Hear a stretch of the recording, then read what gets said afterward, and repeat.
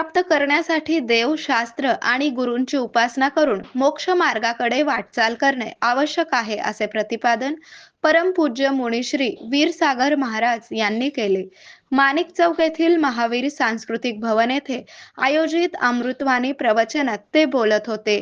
मुनिश्रींनी आपल्या प्रवचनात मानवी जीवनातील मोह, चिंता, वृद्धापकाळ आणि कर्मसिद्धांत यावर मार्मिक भाष्य केले. त्यांच्या प्रवचनातील मुख्य विचार असे आहेत: ज्याप्रमाणे साबण शरीराची आणि कपड्यांची घाण स्वच्छ करतो, त्याचप्रमाणे मानवी जीवनातील पाप धुण्यासाठी पुण्यरूपी साबण वापरला पाहिजे. लोखंडाची साखळी असो वा सोन्याची, दोन्ही शेवटी बंधनेच आहेत. लोक लोखंडाच्या साखळीचा त्याग करतात, पण सोन्याच्या साखळीचा त्याग करत नाहीत.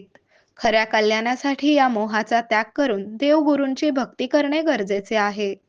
आरोग्य म्हणजे केवळ औषध नाही, तर निसर्गाच्या योग्य उपचारांनी मिळणारी खरी आरामदायक अनुभूती. सोलापूरमध्ये निसर्गोपचाराचं विश्वासाचं नाव लिमये निसर्गोपचार केंद्र.